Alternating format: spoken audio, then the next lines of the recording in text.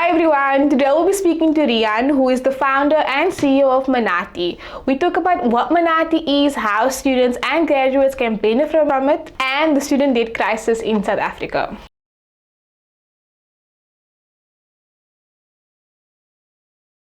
Thank you so much for agreeing to speak to us about this amazing platform that you guys have created.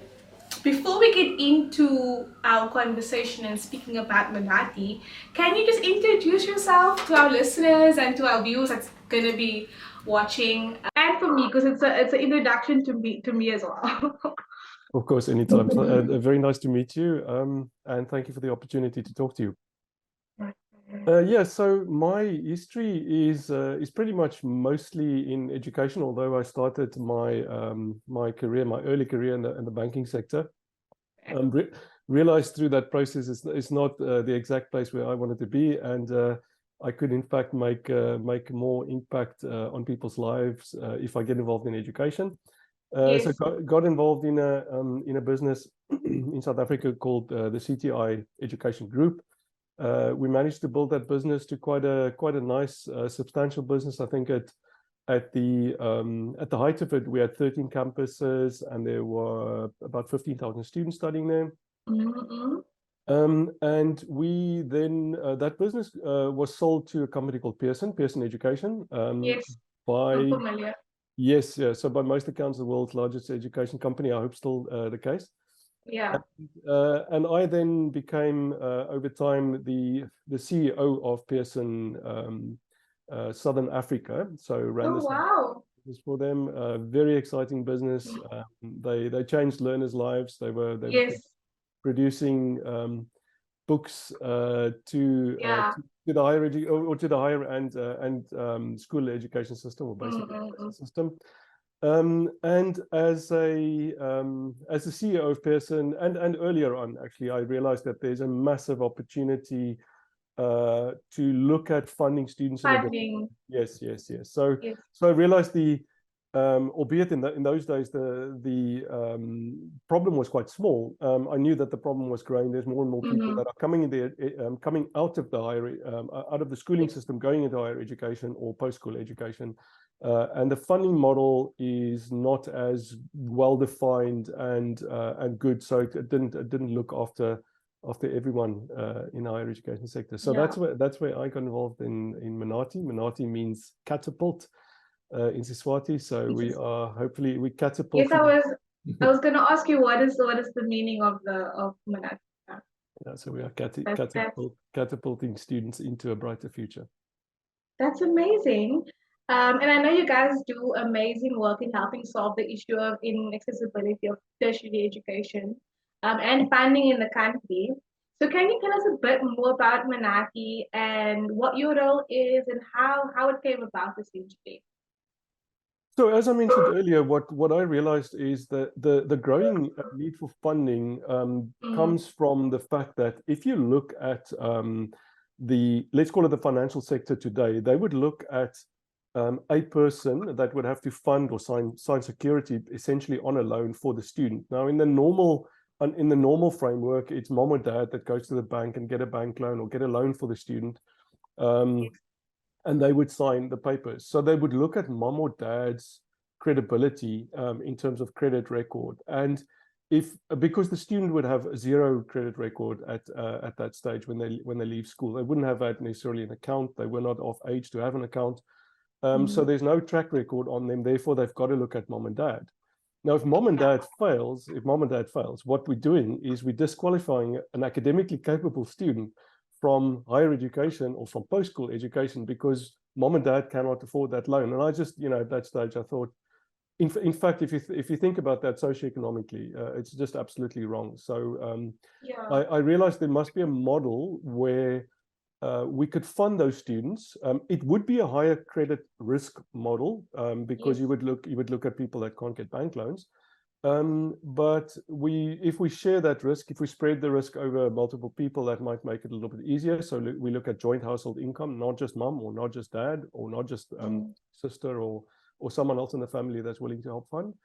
And we also spread the risk with the or share the risk with the academic institution that the Yes, yes. student studies at. And I think if you think about the world of post-school education, in essence, I know there are academic reasons for getting people into higher education or post-school education, but by and large, you want to create a society that can go and find a job. So help provide people for the workforce. So if the academic institution is carrying some of that risk in financial risk in teaching the student, then it creates Yes, a win-win situation for all, yes.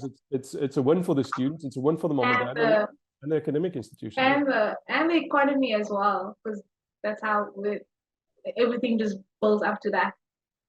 absolutely. And Mhm. for me to see people, young women that have gone through the system, you know, they had no option. They came to Mhm. us. We gave them the loan. They qualified. They've got a degree. They've got a job. They bought their first car. You know, it's like Yeah, it's all these incredible. success stories. It is amazing.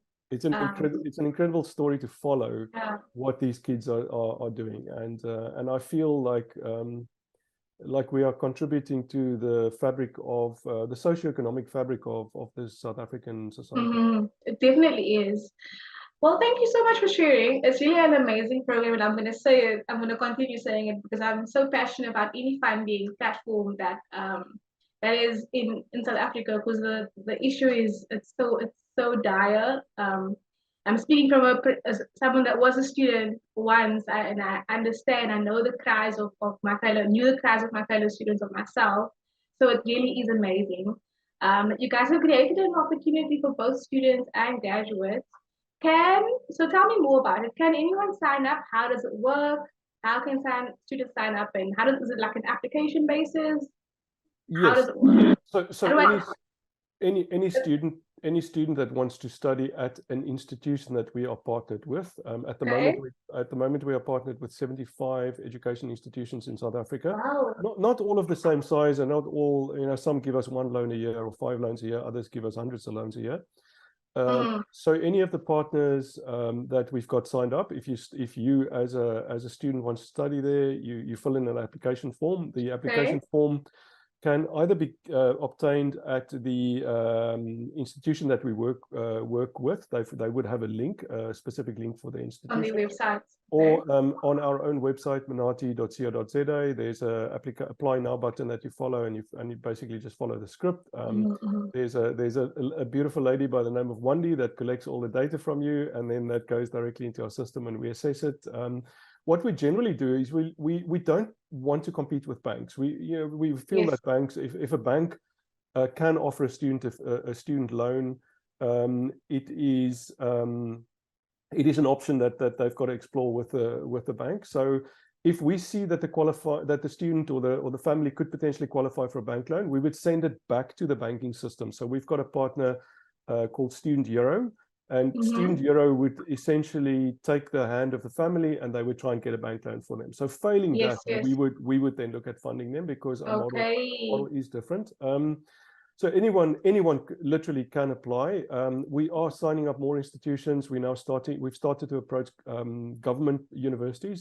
So Okay. by and large, Yeah. we've worked with I was gonna ask, are you guys mainly focused on private colleges or private higher education institutions? But like you said, you're migrating to including public universities as well. So yes. currently, So is it so just So we have signed Rhodes University. We are talking to 2 other Cape Town-based universities, or mm-hmm. Western Cape-based universities. Pretty much all the major universities. We are having a conversation. Okay. Their journey is a little bit different in that we need to convince them that Yes, yes, they must understand that the risk is not just financial risk, also needs to sit with them. It can't just sit with us. And these are really missing middle students, and missing middle by definition, yes, I mean, is that's growing. It's it's 55% of our is market at the moment. yeah. So I think in order to address the missing middle, or to solve the funding problem in the missing middle, the university Mm-hmm. should understand that they need to take some risk. It's a calculated risk that they take, and we show that to them. Yes. Yes. But yeah, so right now the majority of the institutions that we've signed are private institutions, Okay. but we are converting to public institutions. I think part of the problem in creating a funding platform is the ability to have funds to actually disperse funds to the universities, and that was also in the early days of Manati. That was it was a big part of our challenge. We've solved that problem now. We've got a very nice commercial bank that has given us a facility so that we can fund effectively indefinite amount of students. Mm-hmm. So our pockets are deeper now to go to public universities and say, Yes, yes, yes. are you interested, and hopefully fund a lot of public university students as well. Mm-hmm. Yeah. Okay, so can you tell me how exactly does Manati help students? Like, what does the funding cover? Is it only tuition fees or any other like books and materials? Typically, it would fund anything to do with education apart from accommodation. We can't. Our funding model works in such a way that we can't fund the accommodation. Okay. But essentially, we can Hopefully, fund. one day you guys are able to accommodate for accommodation as well. But at the moment, At the moment, not. There are some of the institutions that we work with that we do the accommodation for as well, but it's few and okay. far between. Very few of them that do that at the Yes, moment. yes, But it's a good start, you know. yes. If you went to a few financial institutions, you can't get a loan. You went to the bursary system, you try to get a Mm-hmm. loan, you try to get a Mm-hmm. bursary, and you can't. I mean, this is a good option for them at the very least to consider. Yeah, and it's significant you mentioning the Muslim middle students because I've seen so many Muslim middle students looking for an alternative way of funding where NASFIS has rejected them. They're not eligible for a banking loan. Things are just not coming up Yeah, um, yeah. for them. So these alternative funding platforms have really changed thousands of students' lives. So it's really something that I'm hoping that universities get on board and you guys can partner with as many universities as possible. But tell me, does it matter what course a student is signed up for? Is there a set criteria as to what academic courses that they should be enrolled in to qualify for funding? That's a very good question. So we would look at the qualification that they study the institution that they study at, and the probability of getting a work. We don't want to fund someone that would go into a qualification that they're never going to get a work, because we would indebt Yes, them, and they yes, wouldn't be able to yes. repay. So we would do a desktop evaluation of the institutions that we sign up. We would look at their placement rates. The majority of them track placement rates. That track placement rates pretty granularly, in that they would look at the different qualifications, the probability of a student getting a job in a particular let's say discipline or field, or industry. And providing that there's a decent placement rate, which the majority of them do a very good job at placing these Yes, students, yes, yes. because they realize that if they place the students, there's a very high probability of a queue outside the door, saying, I want to study here because I'm going to get a job. So placement has become a very important part or integral part of the academic institutions. So we find that there are not a lot of them that offer qualifications that wouldn't lead to a job. I think, thankfully, the Council on Higher Education and the Department of Higher Education and Training, I think they're also cognizant of the areas of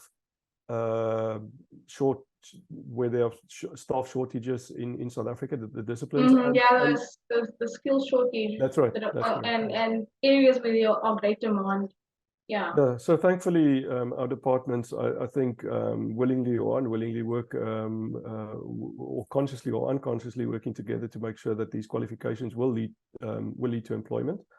And so we make sure that we fund something that's got a high probability of getting employment. I mean, typically accountants, engineers, IT people, we fund a lot of IT qualifications. We fund people that are studying culinary art. So someone that wants to become a chef, as an example. I mean, those lead to jobs. There's no reason why we can't fund them. And again, if you look at the traditional funding models, it didn't care about, it wanted to fund students that go to a university. Just want to fund, yeah. That's right. And we're saying anything that will get the student a good, decent, well-earning job in the field that he or she is studying in, that we are quite happy to fund. Okay, brilliant. I wanted to speak about this. Once a student has graduated and they now need to repay the funds that they've received from Manati. How does that work with regarding repayments and just having to pay back, like you mentioned earlier on about you are taking a risk on these people that you are funding. Yes, so the way our model works is slightly different from the banking model, where the student and the mom and dad or someone's got to pay the interest on a monthly basis. Our repayment starts capital and interest from the beginning. But what we do to make it more affordable is we would spread it. We would make the repayment term double the study period. So, for example, if it's a 12-month program, we would do it over 24 months. If it's 24 months, over 48, and so on. So that makes it more affordable. And the reason why we've done that, actually, before we started the business, I did a lot of research in Germany, in the UK, Australia, Switzerland, and Brazil. And it turns out that the efficacy of a successful financial model is where there's equity on a monthly basis. Someone's got to pay something on a monthly basis, because they will make sure that student gets engaged with the coursework, goes to college, studies, and there's a very strong correlation.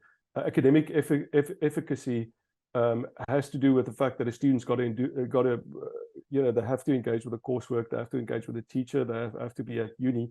There's a very strong correlation between that and pass rates and throughput rates. And we want to encourage that mom or dad that's paying the monthly installment to say to Johnny, you got to get to college. And that's why you need to do well in school. I think so. Well, at school, you have to study. I think. You have to keep up the marks and stuff. Well, thank you so much for sharing that about the different. I wanted to just know about the differences that you guys what makes you guys different to the banking model and people not opting to take out a student loan. How does Manati funding work? And I'm asking that in the specific is where you guys get your funds from to fund students. I know you mentioned earlier on you have partnered with different different companies, but maybe just give me a brief overview as to where you guys are receiving funding.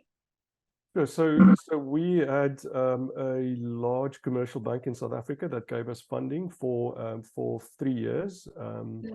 It is the Green Bank, if you like. We've subsequently signed up another bank. So another bank came to us, gave us better terms on funding, better repayment terms, and better covenants. So essentially just better terms. And they've given us enough funds to fund students deep into 2025. And then there's an accordion facility on top of that would give more, that we could exercise, and we could get access to more funding. So we haven't signed the actual final legal paper, so I can't disclose the name of that bank. But it's a tier 1 bank in South Africa, a very large tier 1 bank in South Africa. And they understand the journey that we are on. They understand the impact that we make in the world of education and in the, socioeconomically. So they're completely on that journey. We've had a very good relationship with them to this point. And are you open to receiving any additional partners? So if anyone wants to be on the other side and to support students, how can they reach out to Manati and do so? Is that something that's doable? Absolutely, always doable. We do engage with corporates to see whether we can get bursary funding for them. They can reach out to me. I would be happy to facilitate a conversation with ourselves and Student Hero, which is also one of our partners. And my email address is my first name, rian.jonck@manati.co.za. Be very happy to pick up a conversation if someone wants to help fund. It's encouraging to see that there are some corporates in South Africa that realize that there's an opportunity to fund students and they want to make a difference. So yeah. Yeah, very happy to pick up a conversation. Yeah, that's amazing. Before we end off our discussion, I just wanted to speak a bit more about student debt in South Africa. What would you say or think is one of the major contributors, and how can us as a country, as a collective, come together and solve, or maybe just even reduce the billions? Something is standing at like 16.5 billion at the moment. That South Africa is currently in. I mean, it's it's insane. Yeah, I think there's a few things that we've got to change. The first is we know that government is it's just there's not enough money in the coffers of government to fund. So we can't always look at them and say you guys have to fund, and they've got to fund for free essentially. I mean that money never gets repaid through NSFAS. So we need to understand that that's the case. Corporates in South Africa need to come to the party and say we will contribute towards a scheme, a fund of some sorts, and that fund can be administrated by a product like ourselves, or there are others out there that are available. And a very small, if all the corporates, if let's say just all the Joburg Stock Exchange, Johannesburg Stock Exchange, listed entities come to the party and say we'll contribute to 0.5% of training budget towards a fund administered in the way that we do. I think it'll solve a big problem. I think that'll be a very good start. It is, as you said, it's a 16.5 billion rand problem. I mean, that problem we can't solve on our own, and we feel that the only way to get that done properly is not by taking more money out of the coffers of government, but it's saying to corporates, are you able to contribute? Come along and help. That's right, because it also funds their workforce.